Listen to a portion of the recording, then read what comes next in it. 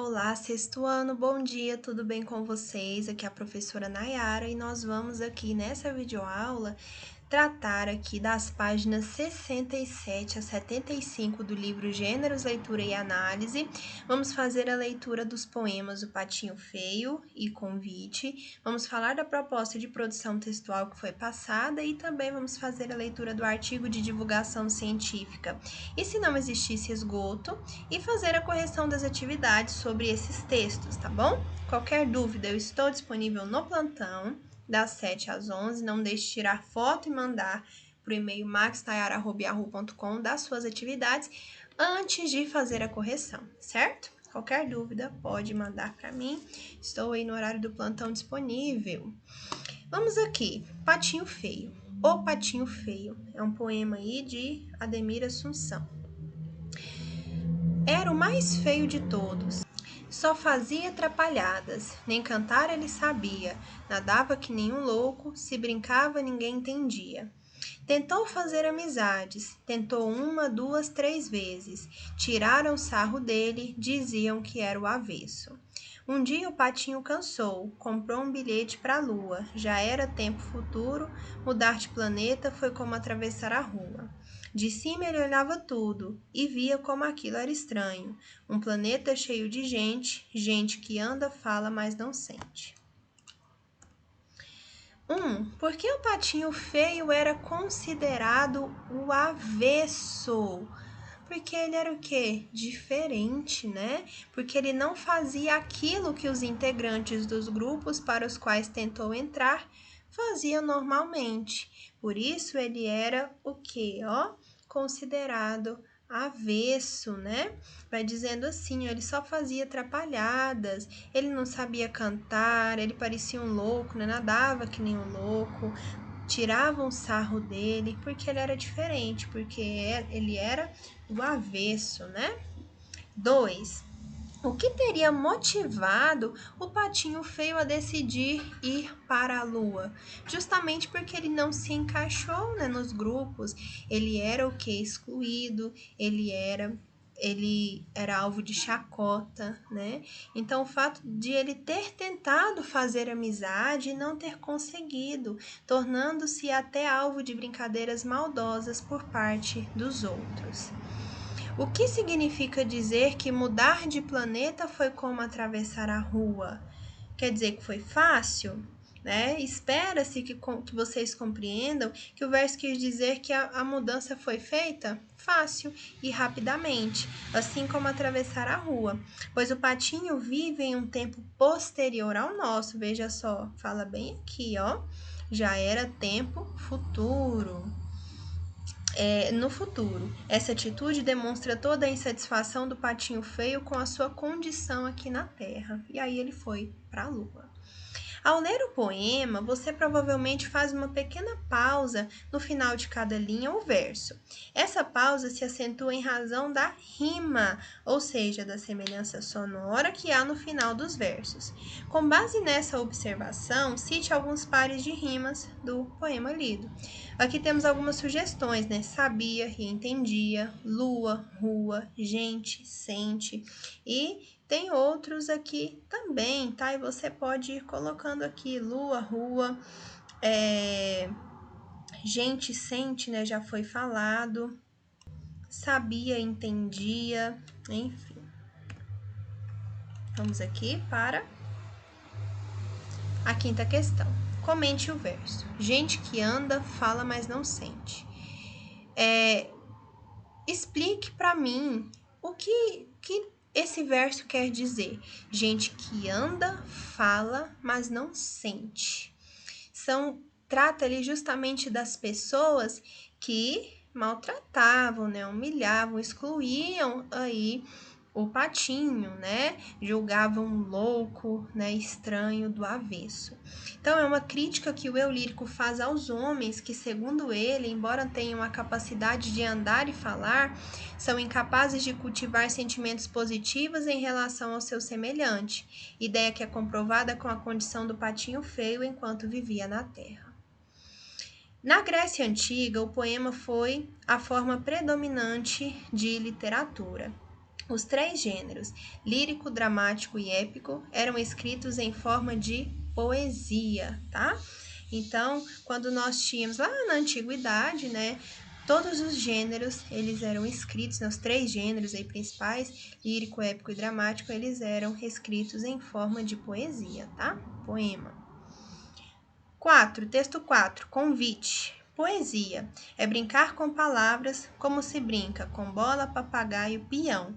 Só que bola, papagaio, peão, de tanto brincar se gastam. As palavras não. Quanto mais se brinca com elas, mais novas ficam. Como a água do rio, que é água sempre nova. Como cada dia, que é sempre um novo dia. Vamos brincar de poesia? Texto aí de José Paulo Paes. 1. Qual é o convite feito pelo eu lírico? Ele nos convida a brincar de poesia, né? A criar poesia. Então, o eu lírico convida o leitor a brincar de poesia, isto é, a procurar entender e produzir poesia. 2. Por que o eu lírico comparou o brincar com a poesia e o brincar com bola, papagaio, peão? Porque também é divertido, tá bom? Porque assim como é divertido brincar com bola, papagaio, peão, brincar com poesia representa um momento de diversão, de animação e de prazer. 3. Em que brincar com bola, papagaio e peão se diferencia de brincar com poesia? Ele vai dizer assim, ó.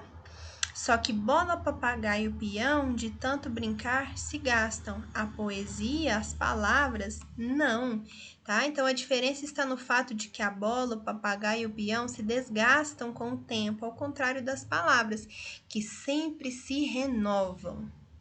4. Aponte a figura de linguagem presente no seguinte trecho do poema. Poesia é brincar com palavras.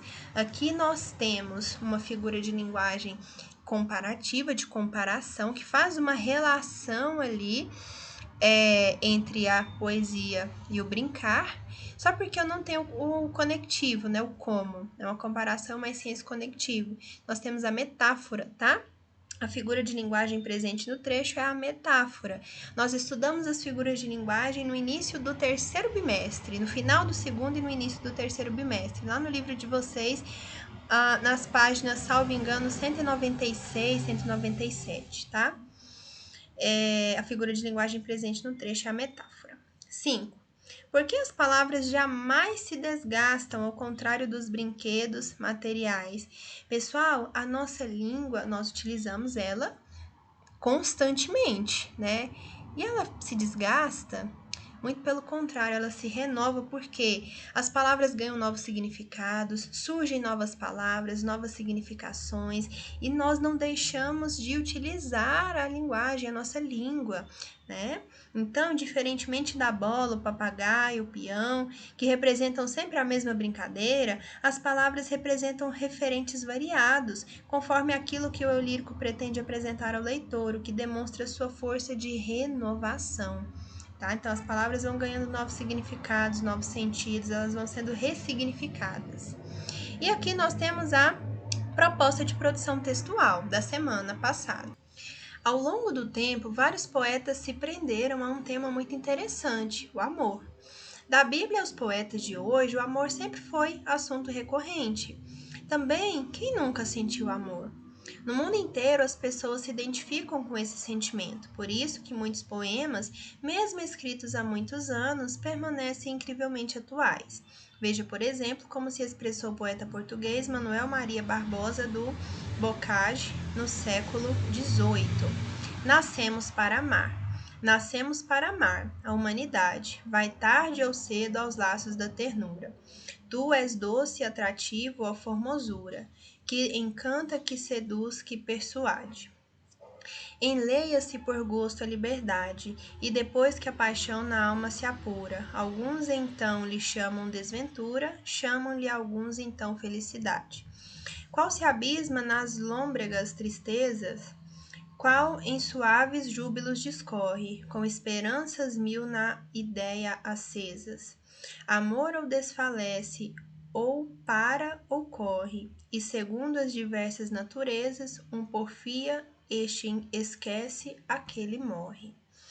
texto aí de Manuel Maria Barbosa, do Boccaccio. Esse poema é um dos sonetos mais famosos de Boccaccio. O soneto é uma forma fixa de poema.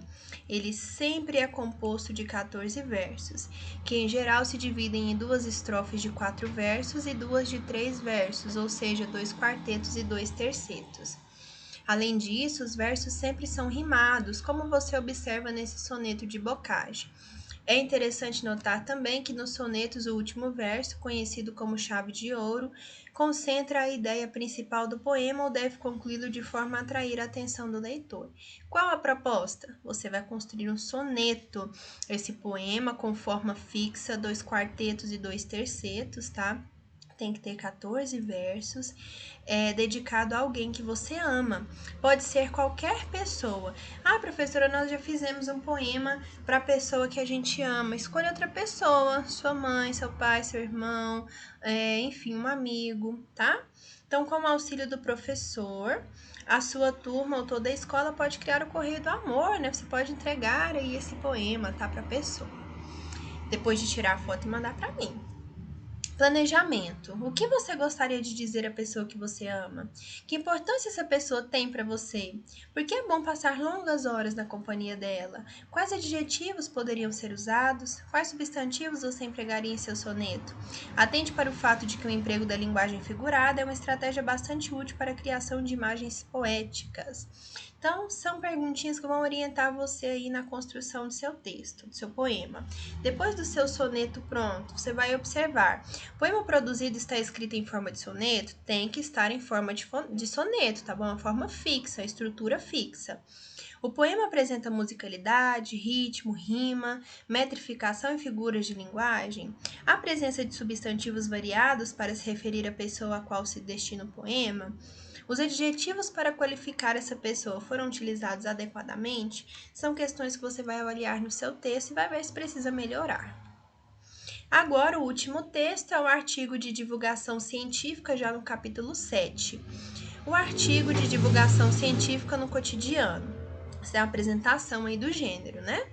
Na abertura do ano letivo, em uma universidade brasileira, uma professora e pesquisadora disse: a razão de ser da ciência e da divulgação científica é gerar conhecimento, e esse conhecimento não tem o menor sentido se não for relacionado ao cotidiano das pessoas. Mas o que é mesmo divulgação científica? Segundo o professor Wilson Bueno, com a divulgação científica se pretende apresentar recursos, técnicas, tecnologias e informações científicas para o público em geral. Em muitos casos, isso é feito por meio do gênero textual artigo. Nesse caso, artigo de divulgação científica. O artigo de divulgação científica é um texto predominantemente expositivo, pois nele se deseja veicular e transmitir informações produzidas na ciência sobre um determinado assunto para o público em geral.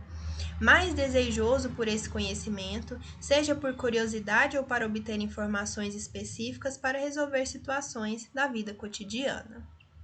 Agora, vamos para o texto 1. E se não existisse esgoto? Seríamos criaturas sujas e pestilentas, vivendo menos, trabalhando menos e até com uma internet menos rápida. Por Nathan Fernandes. O mundo cheiraria a Londres do século XIX, já que a principal cidade do planeta na época não tinha rede de coleta de esgoto. Os londrinos jogavam seus dejetos nas valas das ruas que serviam para escoar água da chuva. Tudo ia parar no rio Tamísia, que no verão de 1858 ganhou o apelido Big Stick, grande fedor em inglês, stink, né? A situação ficou impraticável, até que o engenheiro urbano Joseph Bazalgette entrou em cena. Ele desenvolveu uma rede pensando no futuro. Em vez de canos finos sobre regiões pouco povoadas e grossos em áreas densas, Bazalgette pensou no crescimento da cidade e concebeu uma rede com canos largos em todo o subterrâneo londrino. Enquanto isso, no Brasil, escravos jogavam tonéis com dejetos pelas ruas sem a menor preocupação. E até hoje a situação é triste. Segundo dados do IBGE, até 2011, só 55% dos domicílios brasileiros têm sistema de coleta de esgoto, o que pode ser fatal. De acordo com a OMS, até 2015, 88% das mortes por diarreia no mundo foram causadas por sistema impróprio. Ou seja, em um mundo sem esgoto, diarreia, hepatite A, febre amarela e malária reinariam. E quem fica doente não trabalha. Um estudo do Instituto Trata Brasil com a Fundação Getúlio Vargas revelou que em um ano, quase 250 mil brasileiros se afastaram do trabalho devido a problemas gastrointestinais ligados à falta de saneamento. Isso significa toda uma Divinópolis, Minas Gerais, de molho em casa com dor de barriga. Na teoria, onde há saneamento, não deveria existir o esgoto fedorento que polui. O que acontece é que ligações clandestinas se conectam ao sistema de coleta de água de chuva e, assim, canos que deveriam levar só o aguaceiro de temporal aos rios acabam carregando esgoto não tratado. Assim, temos o Tietê de hoje, igual o Tamisa no século XIX. O sistema de esgoto londrino inspira até hoje. Em 2011, o então secretário de Cultura da cidade inglesa, Jeremy Hunt, disse que o país só teria uma internet super rápida se seguisse o exemplo de sua rede de esgoto. Bazalgette pensou no futuro e previu o aumento de fluxo de dejetos. O fluxo de dados online também só vai crescer, mas para isso a internet precisa de uma rede que dê conta do recado. É pensando nesse futuro que gigantes da internet estão investindo mais em data centers e usando o sistema de esgoto a seu favor. Desde 2012, a meta do Centro de Dados do Google da Geórgia, Estados Unidos, é que 100% da água de resfriamento de suas máquinas seja de reuso, ou seja, o sistema de esgoto resfria os data centers. Facebook e Microsoft também estão tomando medidas parecidas. E o esgoto, quem diria, está ajudando a fazer uma internet melhor. Na falta dele, poluiríamos mais ao ver online um filme das Tartarugas Ninjas, que, aliás, sem esgoto não teriam nem casa para pedir aquela pizza. É um texto aí que está disponível na superabril.com.br. Temos aqui uma imagem, né, do Tamisa, deixou de ser considerado potável por volta de 1610. Entretanto, o projeto de despoluição só começou a ser esboçado no século XIX. Além do mau cheiro, as epidemias de cólera das décadas de 1850 a 1860 foram fundamentais para que o governo decidisse construir um sistema de captação de esgotos na cidade. Ao todo, foram quase 150 anos de investimentos na despoluição das águas do rio que corta Londres. Para refletir o texto. No artigo de divulgação científica, conseguimos perceber alguns blocos de informação que compõem o texto como um todo, destacando algumas informações e hierarquizando-as. Quais são esses blocos? Partes. Veja só, nós temos aqui, vamos voltando aqui, um título, que é o título principal do texto, e de acordo com os blocos, que são os subtítulos, há uma organização do texto, tá bom? Então, são o título, o subtítulo da matéria, veja só, aqui, o subtítulo da matéria, e aí temos o discorrer do texto, desenvolvimento. 2. Qual é o assunto tratado no texto? Ele fala sobre o saneamento básico, a importância de se ter o saneamento básico, né? Ter o esgoto tratado. Então, a importância do saneamento básico. 3. O texto se constrói de uma maneira particular, explicitada pelo título. E se não existisse o esgoto? Que maneira é essa? Veja só. Não é uma pergunta que nos faz pensar em uma situação que, no caso, no momento, né, nós já não temos mais de forma tão gritante, porque nós vimos que ainda há casos em que não há tratamento, né, não há saneamento básico, mas fala, e se não existisse o esgoto? É o que é isso? Uma hipótese, né? Uma situação hipotética. 4.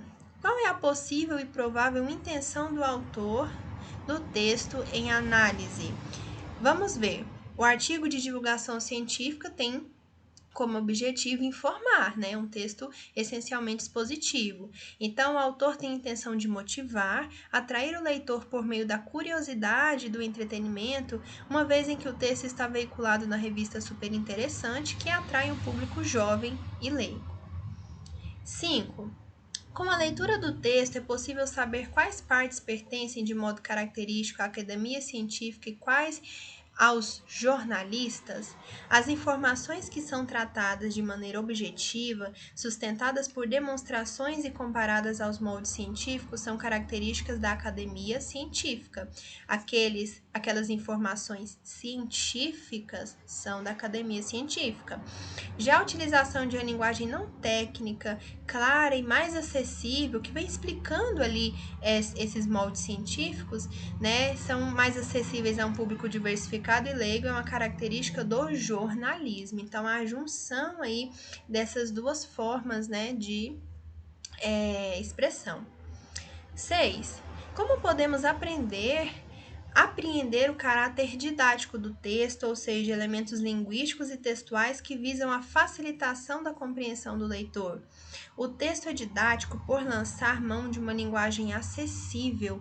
É utilizado ali uma linguagem acessível, clara, né, ao público leigo. O que é o público leigo? Aquele que não tem conhecimento do assunto, né?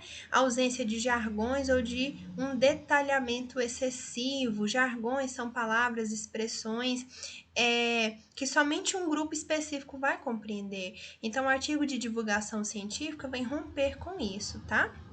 7. Coloque V para verdadeiro e F para falso nas assertivas abaixo sobre o texto. E se não existisse esgoto? A. A comparação entre londrinos e brasileiros coloca os últimos em uma situação ruim quanto ao sistema de esgoto. Os brasileiros estão em uma situação ruim? Estão. Nós vimos que ainda há uma porcentagem da população que não possui saneamento básico. Então, verdadeiro. B. O texto recorreu a um argumento econômico, afastamento médico dos trabalhadores, para sustentar a importância do saneamento? Sim, nós vimos que cerca de uma população ali de uma cidade, né, habitantes ali de uma cidade de Minas Gerais, é o equivalente às pessoas que ficam afastadas por conta desses problemas, né? Então, se tem menos pessoas trabalhando, menos dinheiro, né? Então, verdadeiro. C. As informações estatísticas são pouco relevantes para a construção argumentativa? Errado. Essas informações estatísticas dão mais força aos argumentos, tá? Então é F. Letra D. Para ser de fato eficiente, o saneamento deve ser universal, evitando-se as ligações clandestinas? Correto. Letra E. A equiparação entre os rios Tietê e Tamísia é positiva para o Brasil? Errado. Porque o rio lá de Londres, nós vimos que ele foi aí limpo, né? E o Tietê, ele ainda é um esgoto a céu aberto. Então, é falso. E ficamos por aqui com a correção das nossas atividades. Qualquer dúvida, estou disponível no plantão até às 11 horas, tá bom? Pode tirar sua dúvida, entrar em contato. Não deixe de mandar suas atividades e até a próxima aula.